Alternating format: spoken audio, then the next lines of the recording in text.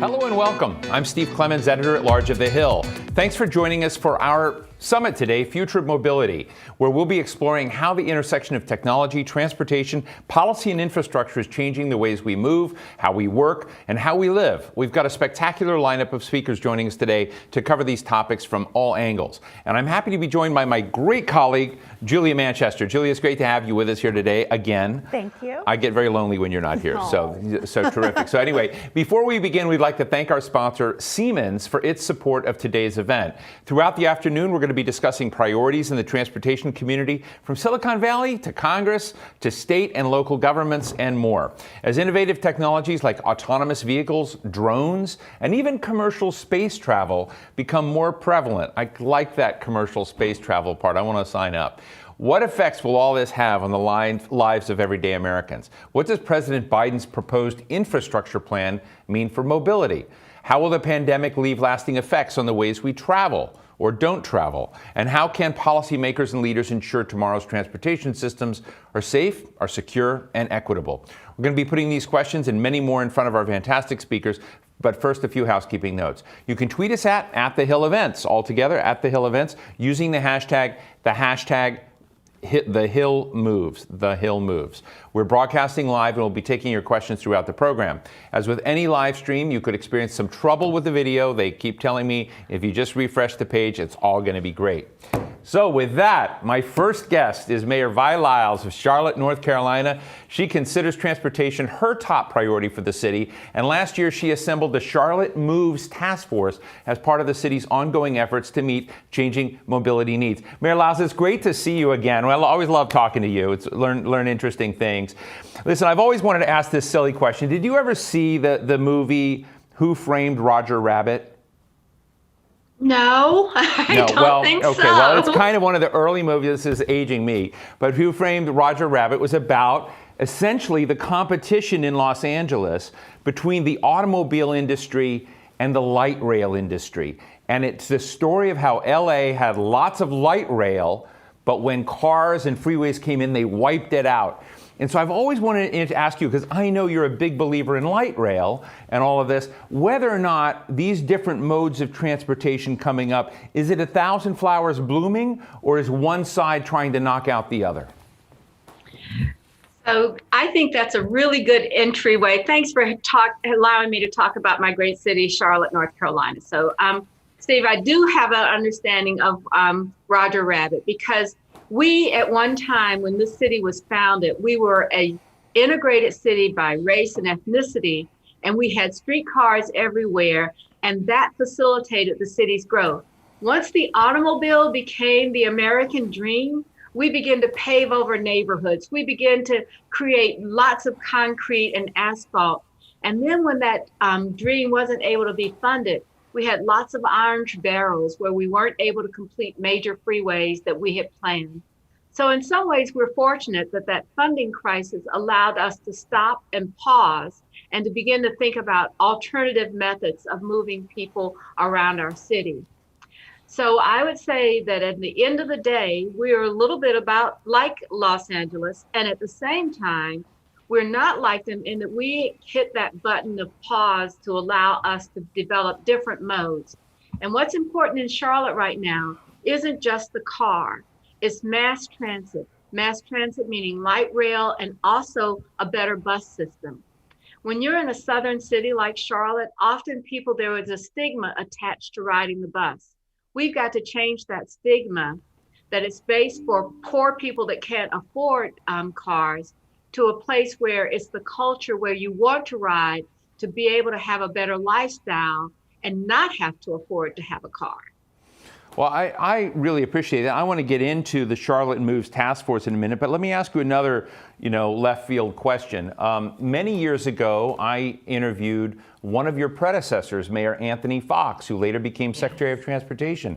And he told a really horrible story of how infrastructure investment in that city, in your city, had divided communities, had left a lot of people on the side, had marginalized. And so when we talk about, division in this nation, we talk about racial tension, he says transportation is very much at the core of that. How, as a mayor today, are you undoing the legacy of some of those decisions in the past that divided us rather than uniting us? Like any fast-growing city, Charlotte's the fifth fastest-growing city in the country. We are struggling with that issue. Right now, we're addressing a comprehensive land use plan that addresses how do we eliminate the governmental systemic racism that was implemented in our city, where we created redlining to segregate neighborhoods.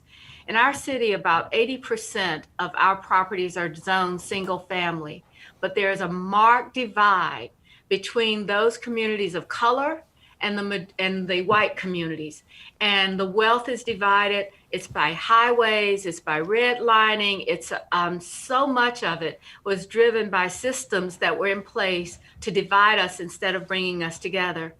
Anthony Fox has continued to tell that story, and he does it very, very well because his grandparents grew up in an area where we ran a major interstate through an African-American middle-class neighborhood and said, this is okay. There were no sound walls, there were no mitigation. It was just, we're gonna draw this line to make sure that we can delineate, no matter, it wasn't about wealth either, but to delineate by race. Now, I'm very interested in the Charlotte Moves Task Force, and you've talked about, bus lines, a number of things, but I'd love to just kind of get a picture and paint a picture of the future of where, Mayor Vi Lyles is going to take Charlotte and kind of look at what are the biggest new initiatives that you think are cool that we may not, see every day in Charlotte today.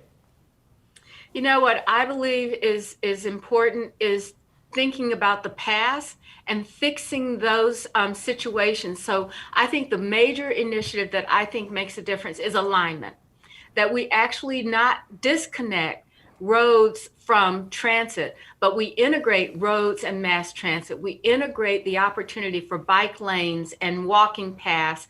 And my vision for our city is that you can have a home that you can afford, a job that supports you in your lifestyle, and that we as government provide ways for people to move around the city that would impact the way that we see our environment now. That we wouldn't want to have diesel buses forever, that we would want to grow at the same time, that we create opportunities for people to not have two cars, but one car that's essential perhaps, that we give people choices and options, and that people who come to our city say, I want to be in a city where I do not have to have a car, or I can walk to work, and creating those opportunities. So alignment of all of our initiatives around affordable housing, being able to recruit good paying jobs, and having a mobility system that everyone can participate in. Let me ask you about the Biden infrastructure bill as you've seen it come along. From your perspective as a mayor, do you see it aligning with your priorities? Do you have any concerns about the legislation as they are presenting it in the initiative? Is the money going to flow right, do you think? What are the concerns you have about this rolling forward? I want to appreciate the Secretary Buttigieg for coming to North Carolina and taking a look at our state and understanding that we have got to change and do some things differently. So as I understand it, one of the major initiatives that we would have is having an electrical bus fleet, but also the idea of mass transit. When we built our first transit line, the federal government was funding 80% of the costs. And that made it possible for the state and local governments to build our now 20 miles of light rail. We now want to build 25 miles of light rail and even more. But we can't do that if we have to fund that at 50%. So my request in the infrastructure package, and something that I hope that the DOT and the administration will look very carefully, is to look at the amount of federal assistance needed while the cost is still reasonable, while we can still get things done without having the stigma of tearing down neighborhoods. And if we are given that opportunity at that 80% funding level for our mass transit, our next rail line, I think that you will see that cities like Charlotte can thrive after this pandemic.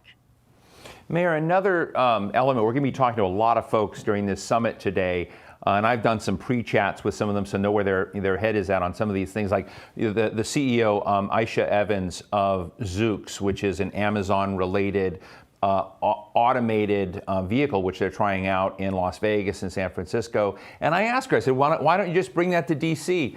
And do you need DC to be a smart city? Do you need 5G? And she said, no, it's all internal, but we need understanding on the permitting side. We need cities to experiment with us and to allow. So I'm interested in, like, whether it's bicycles or scooters or automated vehicles. We're going to be talking to someone from UPS in a little while about drone delivery.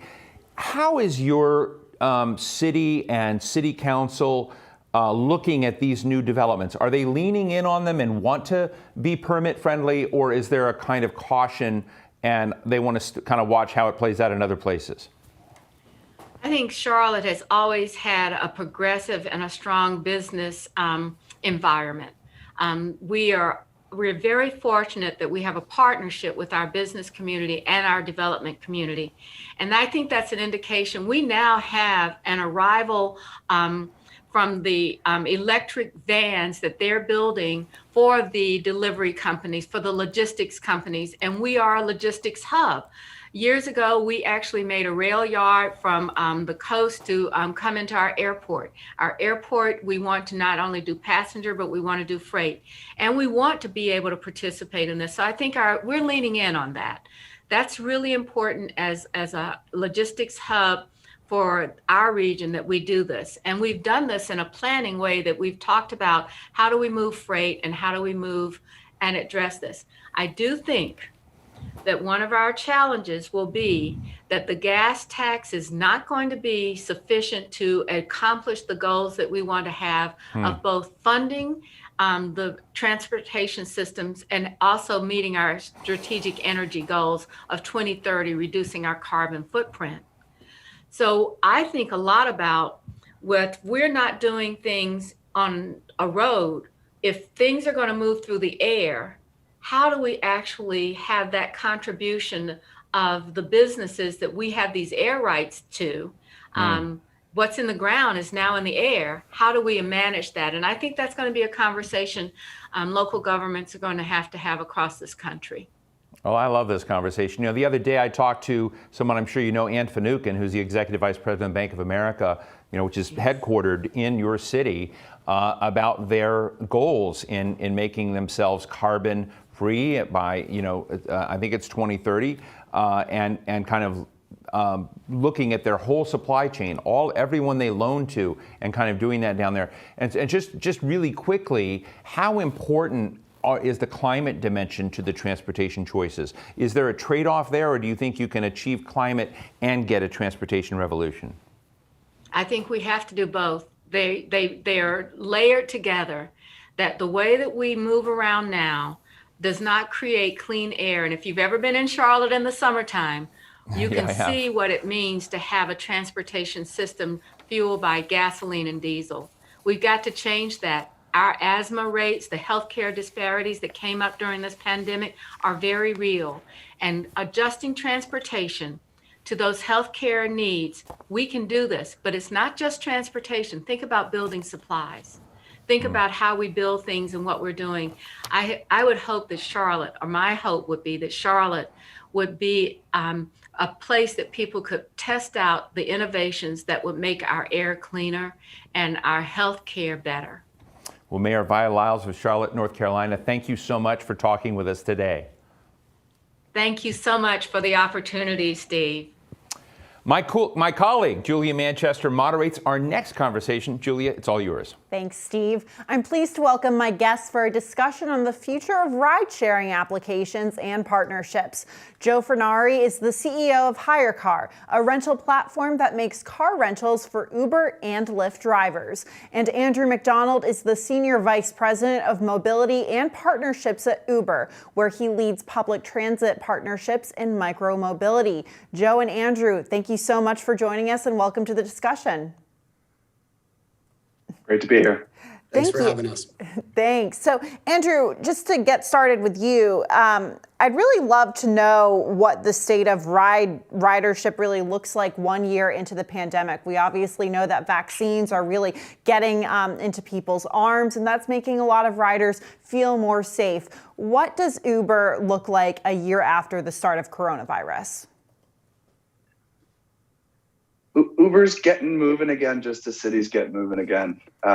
Obviously, when the pandemic hit, we had a pretty big blow to our mobility business. We do have a delivery business, which really took off during the pandemic, and that opportunity expanded. But people were staying home, rightly staying home. Travel stopped, commuting to offices stopped, city nightlife stopped, and when that happens, Uber slows down. But as vaccines get into arms, as you say, people are moving again. They're eager to go out. They're eager to travel, eager to go back to the office.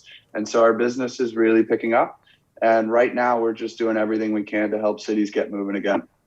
Right. And Joe, I know there's such an important link between HyreCar and companies like Uber and Lyft because there's, I guess, a lending of cars to Uber and Lyft drivers. Talk about the mission of HyreCar and really what's happened during the pandemic. I know that maybe ridership has declined at some points during the pandemic, but like Andrew said, delivery has been an important part of all of this. Right. Our platform really enables gig drivers to choose the platform where they're going to be able to make the most money. Right. So our demand is driven by gig economy driver economics. And so pre-pandemic, we were at like 95% rideshare. Post-pandemic, when we saw kind of the collapse of rideshare, we saw delivery companies really coming out. We saw companies like Instacart and DoorDash adding 300, 400,000 drivers very, very quickly. And so we, as a platform, we're very nimble. We kind of expanded out that opportunity to delivery. And we saw kind of a plateau of our active daily rentals, and we saw a real acceleration into the end of the year. So now, the mix is about 50-50 as we see ride sharing start to come up and people are vaccinated and cities are starting to reopen. It's really going to be driven, that growth and that balance of delivery and ride share is really going to be driven by economics. And so we're seeing rideshare economics really, really high right now. Drivers on our platform are making in the mid 30s in terms of an hourly rate. So it's really, really solid. And so we're kind of now shifting the mix of driver inventory towards rideshare at this point. Right. And, speaking of rideshare, Andrew, what I think is so cool about what Uber's doing is that the company's partnering with a lot of vaccine distribution locations and providing riders with free or discounted rides to get vaccines. I myself had to travel from here in Washington, D.C. to Southern Maryland. And at the time, I don't know if this partnership was available, but I'm sad I didn't get to take advantage of it. But talk about some of Uber's social responsibility goals that relate to, coronavirus vaccines, and talk about some other goals that might be in the pipeline. Sure, happy to. And maybe we can get you for your second dose if you still got to go and do that. We at Uber saw an opportunity to really help cities through the pandemic. And that started, right at the beginning of this thing. And March, April of last year, we made a commitment early in the pandemic to provide 10 million free trips and free deliveries to communities around the world. And this was everything from helping frontline workers get to hospitals or get to where they need to be, to food deliveries for retirement homes or other vulnerable communities in these types of initiatives. Then just a few months ago, we actually announced 10 million rides to get vaccines. This is a global commitment, and we've been working with governments around the world to roll those out and make sure that transportation isn't a barrier to getting vaccinated. Unfortunately, we know that it is, and especially for vulnerable communities, underrepresented communities, communities of color. These are often folks where transportation is a barrier. And so we want to play a role there. And then just yesterday, you would have seen an announcement out of the White House where we're going to work with the Biden administration to make sure that, again, transportation is not a barrier to get the vaccine for anyone in the United States. And we'll be providing free rides to and from 80,000 plus vaccination sites around the country between up to July 4th to help the country meet its vaccination goals. So we're really excited about that. We think we have an opportunity to help communities build back better. And this is just the beginning of our efforts on that front. Right, and Andrew, just so our viewers know, when does that partnership officially begin with the White House where you can get that free ride to a vaccination center? Is it beginning immediately? We announced it yesterday. We're hoping to get it out the door in the next couple of weeks. There's still some logistics we're working through, some of the in-app experience, but stay tuned, more information coming, but we're hoping to get it up in the next couple of weeks. Excellent. We'll be watching. And Joe, as cities reopen, as we're getting more shots in arms, what is your future for HyreCar in a post-COVID world or in a world where we're moving out of the pandemic?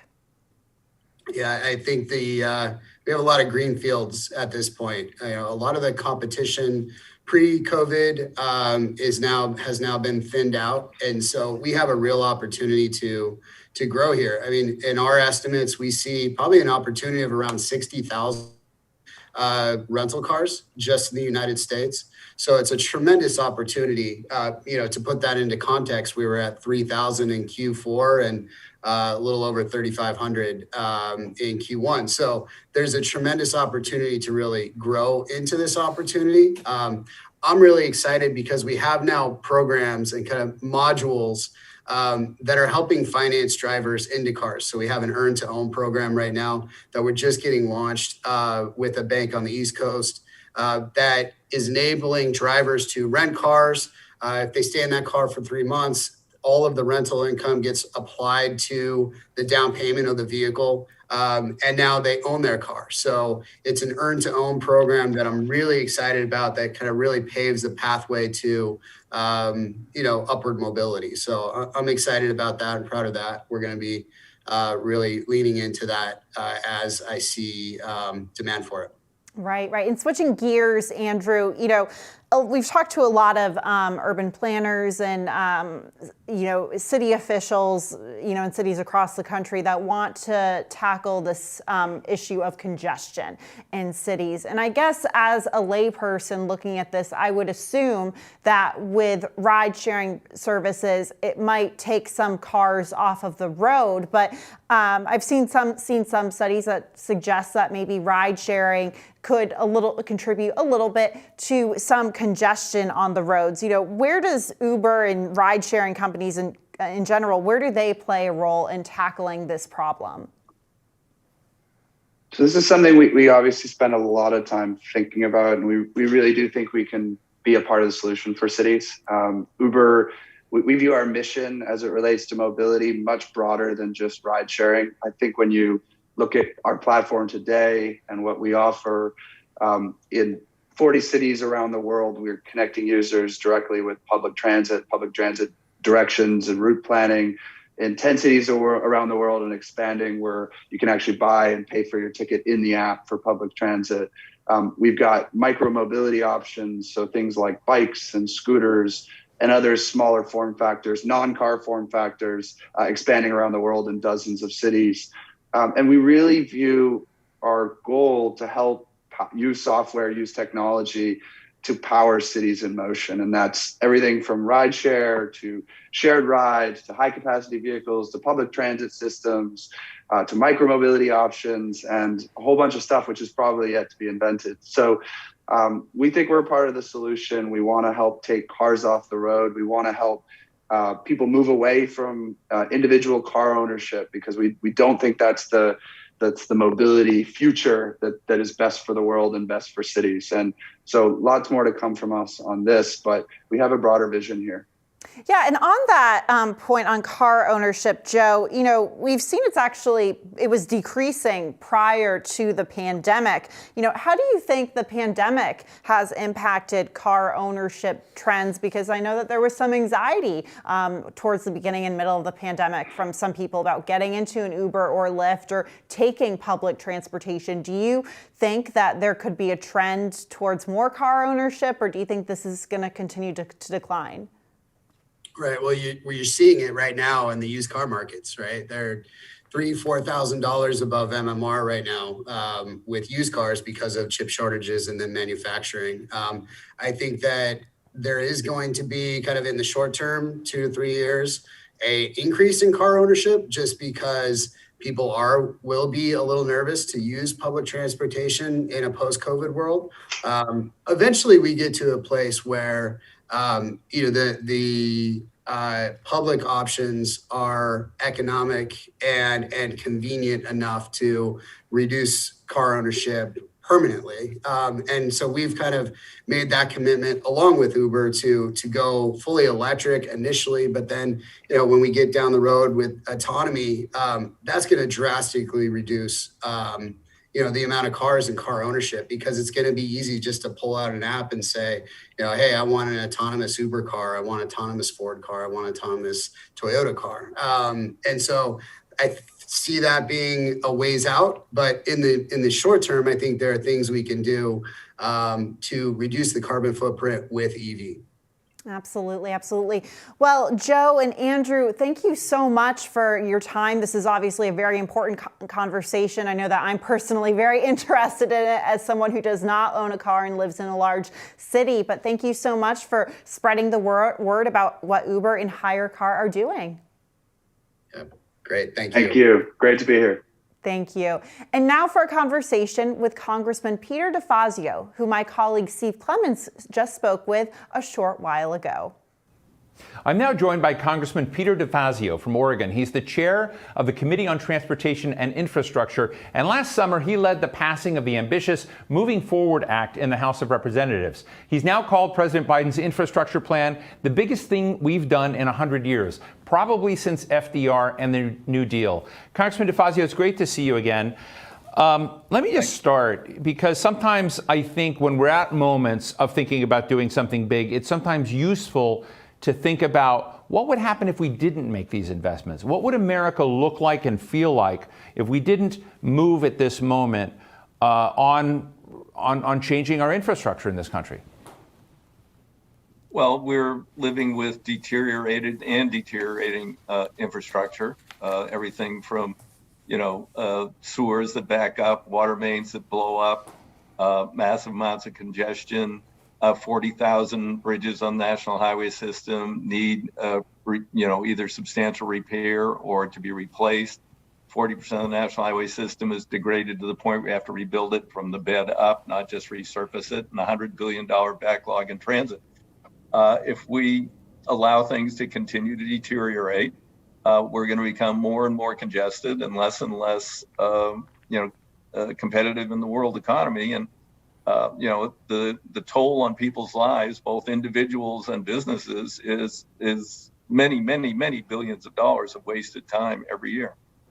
So I know this is perhaps a silly question, because I know you've written, you and I have discussed much of this before. You've basically written most of the bill, but in terms of the scale and what's needed, is everything we need in this package? When America builds back better in this plan, are there elements that aren't included that we need to think about in the future? Or does this set us up well for the next 20 years? Well, Build Back Better is both a way to deal with climate change. The largest single source of fossil fuel pollution is transportation, and the electrification of the highway network will allow us to move away from that. We also need to rebuild it resilient to things that have already changed with climate, more flooding, more severe weather events, sea level rise. And now we also have new materials that will last longer.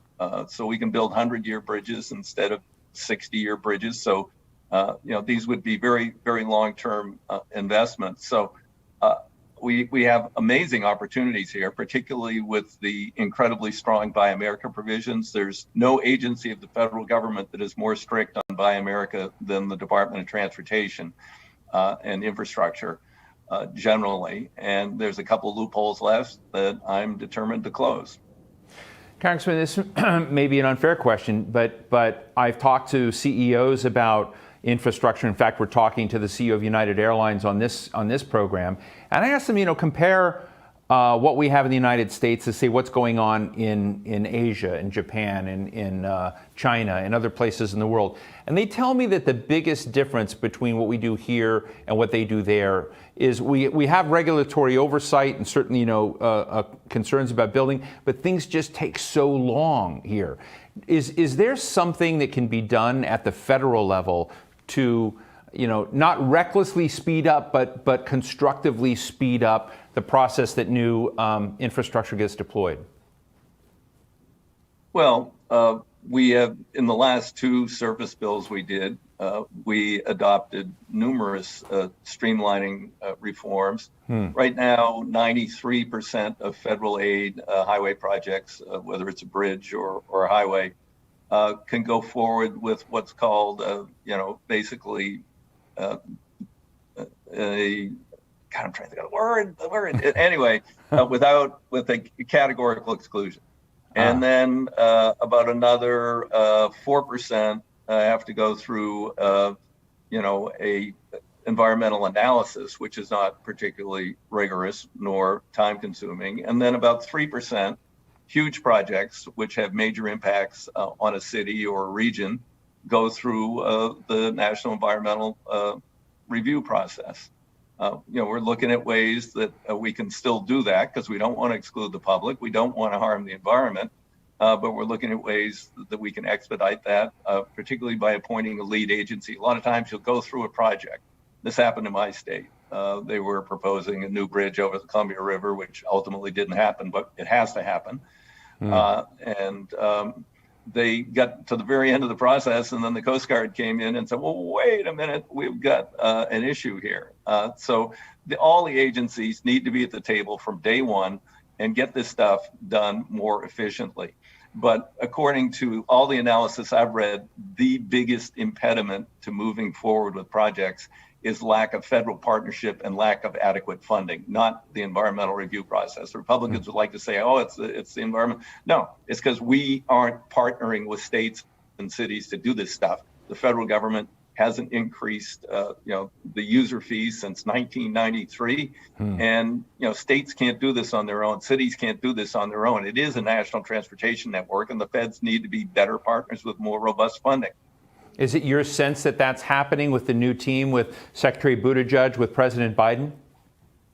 Well, they have proposed very ambitious numbers that actually are a little bit higher than what was in my bill last year. But that money could be well spent.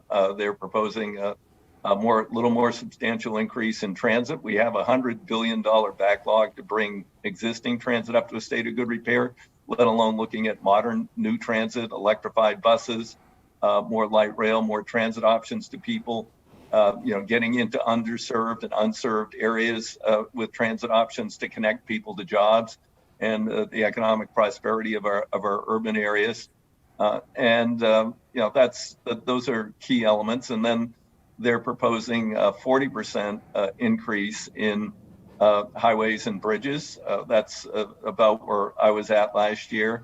And then they're proposing a very large increase in rail and high-speed rail, both to deal with Amtrak's network and to put out some high-speed rail federal assistance, and then also doing research on new modes and alternate transportation, and substantial investment, what we now call active transportation or alternative transportation, everything from walking to biking to now, obviously, what you're doing with scooters and things like that to connect people to transit or for short errands that they need to run in the cities. And we've got to accommodate all that.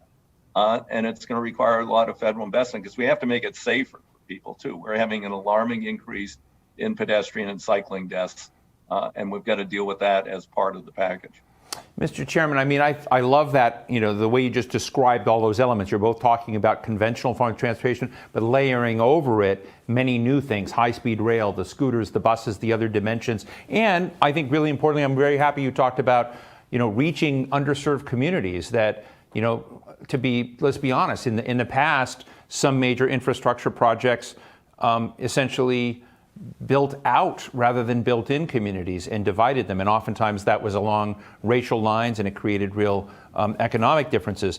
I guess my question to you is, when you kind of look, maybe it's Oregon, but when you kind of look at cities in the United States that are their receptivity to what's coming in and trying to sort of look at how they become smarter and better, are there any standout, cities and transportation systems where people are moving along the kind of Pete DeFazio way that you say they've got it? Because I think one of the importance of these shows is show and tell, to highlight best and promising practices in transportation.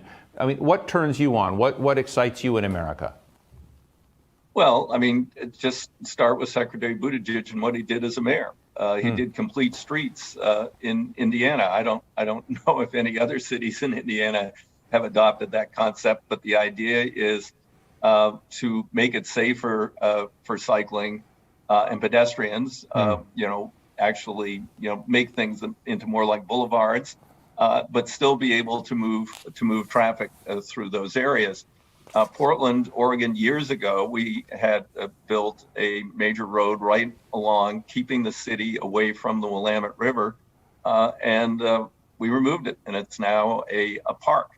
And then you see in New York where they, have the project on, the park on an elevated. And here in DC, they're doing the same thing with the bridge over the Anacostia River that's going to be put out of service, but it's now going to become essentially a park and that. So there's some really exciting things going on in terms of livability and connecting communities. President Biden has recognized that. My last bill allowed states to spend money to essentially deconstruct or construct in alternate ways transportation routes that had divided communities. And much of this was done intentionally. The president mentioned in particular Skyway down in New Orleans. It's a great opportunity. That Skyway is, it's past its due date. Wow. It's got to come down. And well, let's not rebuild another Skyway in that way that divides that community. Let's bring it back together and develop alternate ways for the traffic flow. And he's proposed $20 billion of social equity programs to do just that around the country. And I mean, I've been up in Hartford with John Larson a couple of times. They are totally cut off from the river, and a low-income neighborhood is cut off from the river by a highway that at this point, that needs essentially to be replaced. The bridges have to be replaced, the overpasses, and also the seawall or the flood wall there. So there's great opportunities as we rebuild to rebuild Right. both resilient and in ways that are much more livable and reconnect people as opposed to separating. I like that vision. Congressman, we have a quick question from our audience from Charles Tyler. Charles? Hello, my name is Charles Tyler. I'm a retired software engineer.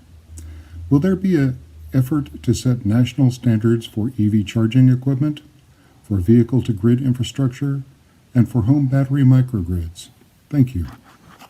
Specific question, Congressman?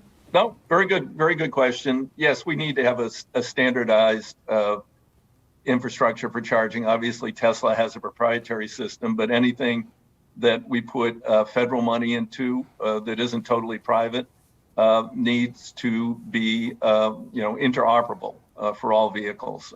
The president has proposed 500,000 charging stations. I don't know if that's the right number. It could be bigger than that. But electrification is coming. GM's going all electric. I had a hearing a few weeks ago on the business case for electrification because my Republican colleagues say, no, can't have climate stuff in this bill, so you can't electrify. Well, let's say, okay, well, it's not about climate. It's not about reducing fossil fuel pollution, but it is. But let's say you have to do it because that's where the world is headed. That's where we're headed. I had Fred Smith from FedEx testify, not exactly a bleeding heart liberal kind of guy. And he said, FedEx is going all electric. Climate change is real. My customers want to deal with it. So there's that. In terms of autonomous vehicles, we've got problems with the Federal Communications Commission, and they are impinging upon the bandwidth that we need for vehicle-to-vehicle communication. I've opposed this bitterly. They're still moving ahead with it. I've tried to get an appropriations rider. I've tried to get the committee. It's not my committee, doesn't have jurisdiction. The committee of jurisdiction to take strong action. They haven't. Even Secretary Chow objected to what they were doing, but they're still plowing ahead. So that's a potential setback and a potential problem for V2V. And then anything about microgrids and that's all the Energy and Commerce Committee. I don't get to deal with that. Well, Mr. Chairman, let me invite you on behalf of the Hill. If you want to send me a quick 800 words on that point of concern on the FCC, I'd love to run it. So let me, we'll put that there. Well, Chairman Pete Tafazio. Okay, we can do it. Great. Well, Chairman Pete Tafazio, Chairman of the House Committee on Transportation and Infrastructure Committee, really appreciate your time and your candid views as always. Thank you for joining us. Thanks. Great interview. I enjoyed it. Thank you.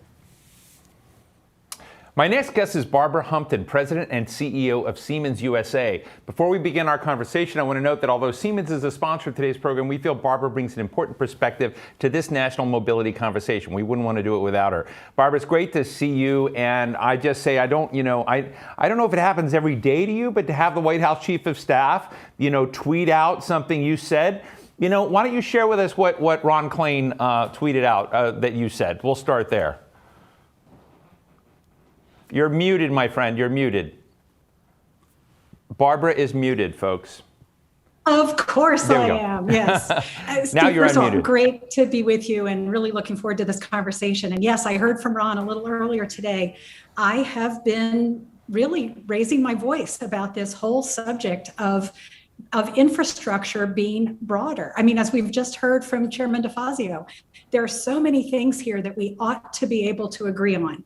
So I'm raising my voice to say, not only is it important that we define infrastructure broadly and build the infrastructure that we need for American leadership and prosperity for the next century, but we as businesses also need to step forth and be responsible in a dialogue with government about how we're going to pay for it.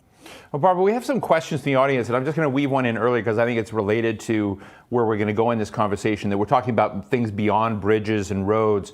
And Pete Tafazio, Chairman Tafazio, was just talking about vehicle-to-vehicle communications and the important part of it. And John Wiley of Zebra Technologies has asked, how soon will 5G LTE be an important factor in mobility? And so I'm interested in this world of mobility, of the Internet of Things, but also the Internet of lots of moving things, and wonder, how you see that. And I think Chairman Tafazio is saying that world may be in jeopardy by some bad policy decisions. Let's see, in jeopardy, I have a feeling that there are certain things that we will manage to make happen. I mean, American ingenuity, American innovative spirit is strong. And all you need to do is see the world coming to the Consumer Electronics Show to see all of the innovation that's going on around transportation. Connected e-mobility is absolutely a trend. We are headed in that direction. The question is, how fast do we want to get there? With true investments on the part of government, both at the federal as well as state and local level, we can see the infrastructure being put in place to help us rapidly move through the transition. What do we need to make this possible? We are going to need strong communications backbone for all of us. We're also really committed, and especially at Siemens, we're committed to this concept of open standards. You see, we've seen, just look back over the last century of innovation in the United States, and you'll see that we launched federally funded programs that allowed us to lay down a foundation for some objective, be it a space program, be it highways, et cetera, be it the internet. And then what we've been amazed by is how innovators and entrepreneurs have been able to build with those building blocks something we never could have conceived of when the effort was originally started. When you look at your map, I always used to go down to like Disneyland and the old Walt Disney days where you had the trail and you can kind of look at a little mobile of, the future of transportation. Sometimes I feel like that system, which was cool at one point, is very rickety today. When you think about the future of mobility and what needs to be in that, whether it's retrofitting and improving rail or things we've already got, but adding and layering on new forms of transportation and mobility possibilities, what does your playground look like? Yeah, and we're getting a chance to see a lot of this, not only because of our role as leaders in transportation systems, like my colleagues in mobility, who are building the rail systems for cities across the country, but we're also working with companies through our digital tools, the software that we build for manufacturing that helps people ideate the future. And what we're beginning to see is a future of air travel, which includes supersonic flight, it includes electric propulsion, it includes new forms that we hadn't seen before. So we know that air is going to transform. We know that, as we've just heard from the chairman, we know that the interoperability, the intermodal nature of mobility is always being improved.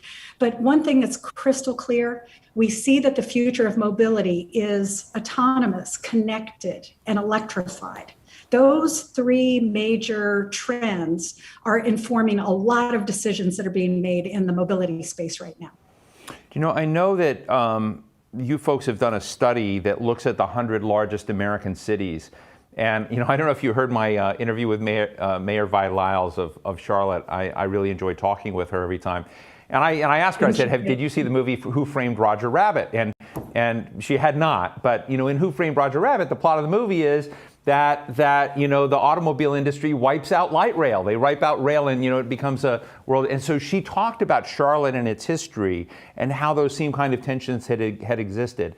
And, you know, I guess as you look at cities and look at the fact that so many don't have rail options, I don't know, does your head explode? I mean, what can be done in that world? Is it really, really hard to bring rail into cities? What are the impediments?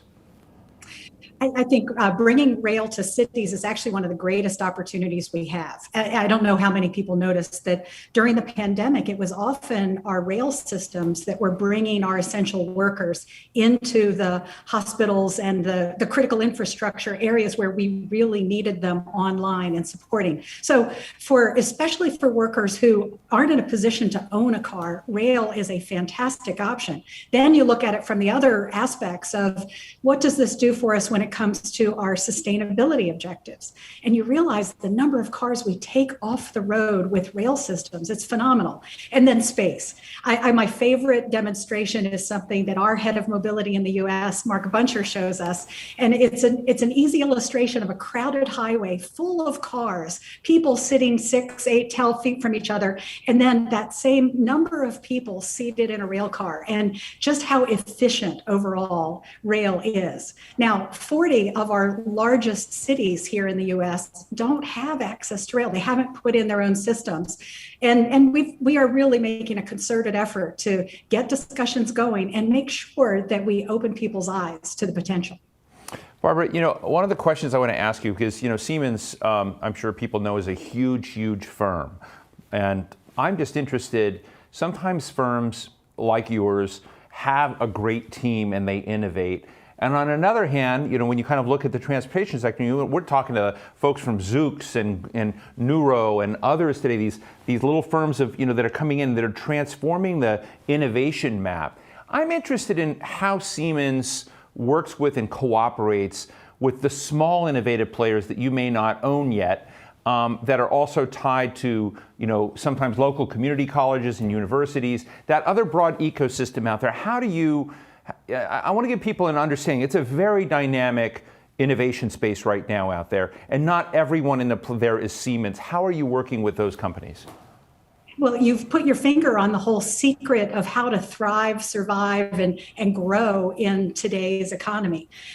Siemens is, I always think of it as a 173-year-old startup, because it's a company that has innovated through all 4 industrial revolutions.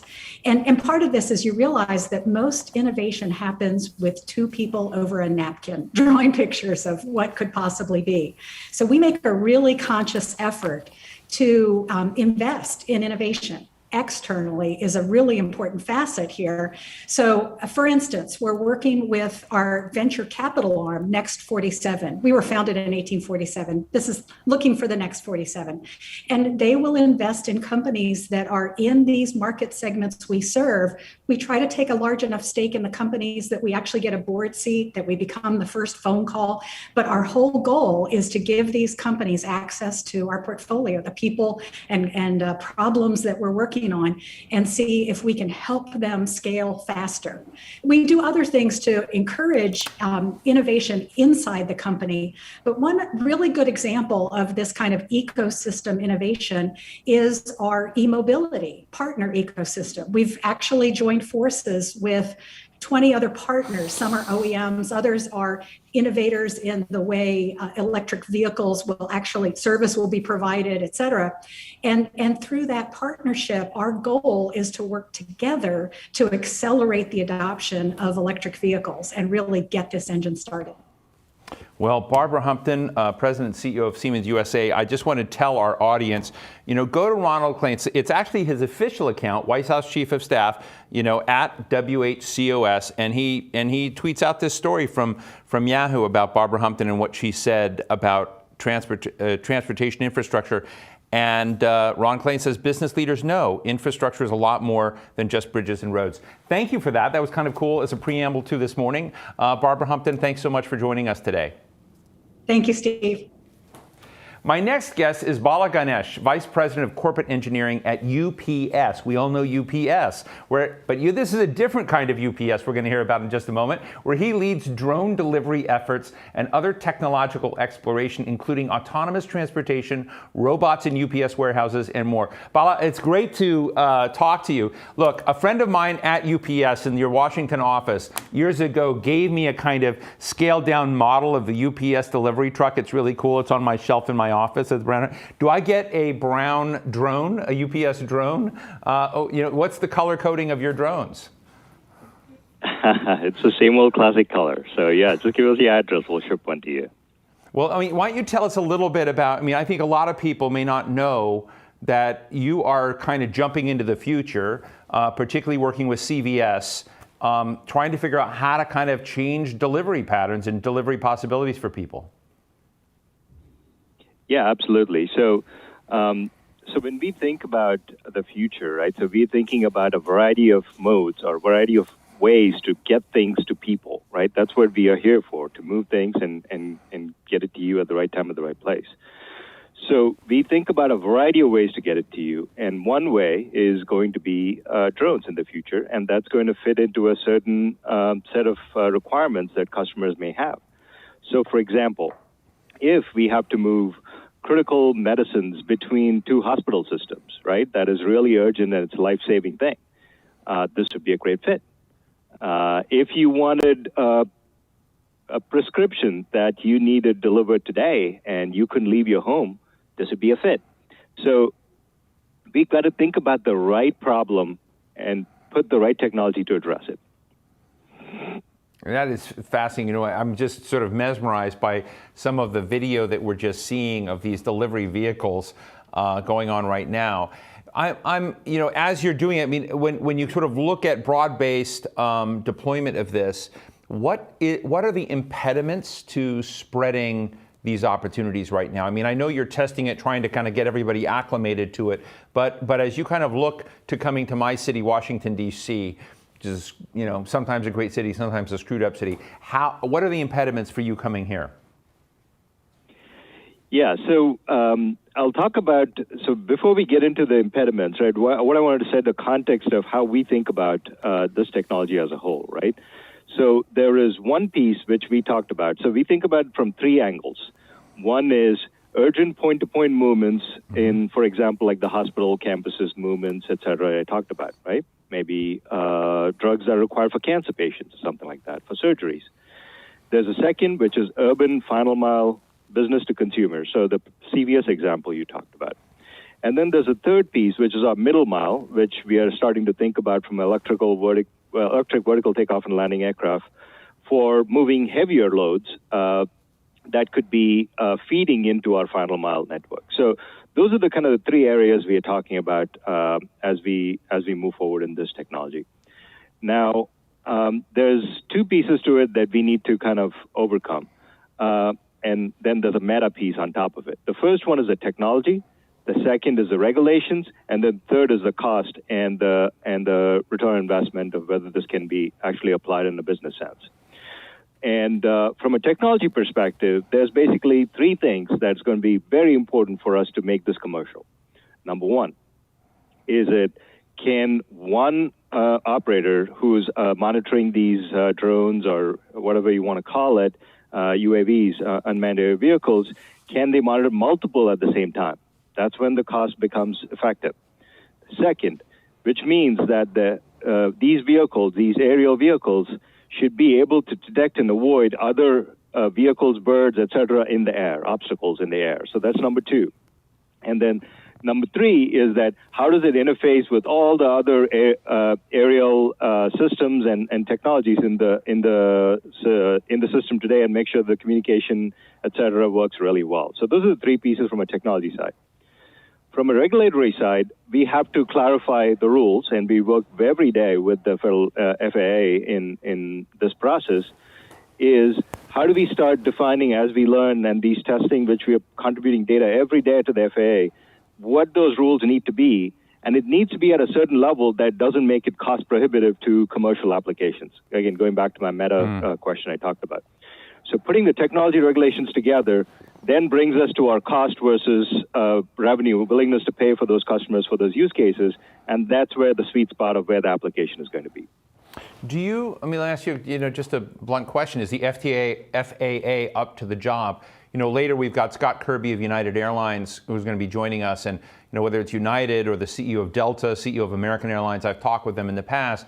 And one of the things that they raised is that we need to really change air traffic control. We need to modernize it. The systems and standards they have in place are not aligned with the rate and opportunities in innovation today. So what is and as you kind of describe the matrix and overlay of various things they need, the first question I have, does an FAA bureaucrat, for whom I have great respect, does that FAA bureaucrat in the systems, are they up to the challenge right now? Yeah, so this is not an easy problem, right? So think about it, right? The systems that we have today have been built over the last 70, 80 years. Remember, we started flying a long time ago, and before we put all the regulations, et cetera, in place that makes it today where we can get in an airplane without any concern about safety. Now, when you get into this new era we're getting into, there is going to be some storming and norming as we start jockeying into place at what that final system looks like. So I definitely feel like this is going to be a journey where all these different constraints have to play together so that we can finally decide what is that optimal system that can enable not only this new technology, but do it in a commercially viable manner. One of the other things we've been weaving into these conversations, Bala, is sustainability, resilience, looking at climate, not only climate goals, but changing weather. How, as you sort of look at the future infrastructure of UPS, how are those elements being built in? Because, do you have a commitment on emissions goals? Do you have, a broader sensitivity you're trying to build throughout the firm, as we deal with delivery and transportation on how to reduce carbon footprint? Absolutely. That is one of the key areas of focus for UPS. So, I would urge all your watchers and listeners to just search for UPS and sustainability, and you'll find our sustainability report that's published online. And we definitely have commitments that we're working towards. The key thing that you have to remember is that we have a very close incentive alignment between what we want to do and sustainability, because we want to be as efficient as possible when we move those goods to you at the right time, at the right place. And so there is a huge alignment between what we are trying to get done and what the sustainability goals are, which is how do you get this in the most efficient way? So because the one thing I always say is that the most efficient or the most sustainable mile is the mile I don't drive, right? So the thing is, the more efficient we can make it, the more optimal we can make it, the better it's going to be in the long run. So as you teed up in your opening comments, there is basically 4 things that we do that make sure that we are keeping in line. Number one, of course, is optimizing and making our system more efficient, so we are not unnecessarily putting any kind of miles on the road. Number two is all the ground systems that we've talked about, both in our line haul and in the final mile. And then we've talked a little bit about the new mode as far as aerial aviation, also electrical vertical takeoff and landing aircraft that you've talked about. And then last but not least, we are talking about making sure that this is sustainable in the long run, which means that it is commercially viable. You know, I know we're out of time, but I just saw a staggering statistic here about you folks. It says you have 127,000 cars, vans, and stuff that moves. How many drones are you going to have, say, in the next 5 years? Well, I think it's, I wish I had a crystal ball, but I'm hoping that we'll have a large number over time. But as I said, it's a journey, right? It's going to be a combination of things working together, these technologies, to deliver what matters to the people, right? So that's basically UPS's purpose, which is we want to move our world forward by delivering what matters, and we put together these technologies to make sure we can deliver innovation to deliver what that matters to the world. Really, really fascinating. Do you have a favorite city that you want to work on in this, or do you love all the cities? I think I love all the cities, but historically what we've been working on, just because of the integration pilot program that we started with the FAA, or we worked on with the FAA, is we've done a lot of our preliminary work in North Carolina. So that's where we've kind of grown up in. But over time, we're hoping to expand thereafter from there. Are you working with Charlotte? We're doing a lot of work in Raleigh. I see, in Raleigh. Well, we had the mayor of Charlotte on earlier, Vi Lyles. She said she's interested in all of the above, so give her a call. I think she'd be up for it. In any case, Bala Ganesh, Vice President of Corporate Engineering at UPS, thanks so much for sharing with us what the future, at least of getting our drug prescriptions, is going to look like, but I hope a lot more stuff as well. Thank you very much. Thank you. Had fun. That brings us to the end of our first session today. Thank you to Siemens for its support and to all of you attendees for joining us. We're going to take a break, quick break, take a coffee or lunch, a meatball sandwich. Meet us back here at 2 p.m. Eastern. We're going to be kicking things off with Aisha Evans, CEO of the robotaxi company Zoox, followed by many other innovative guests. You won't want to miss it. Be back at 2 o'clock.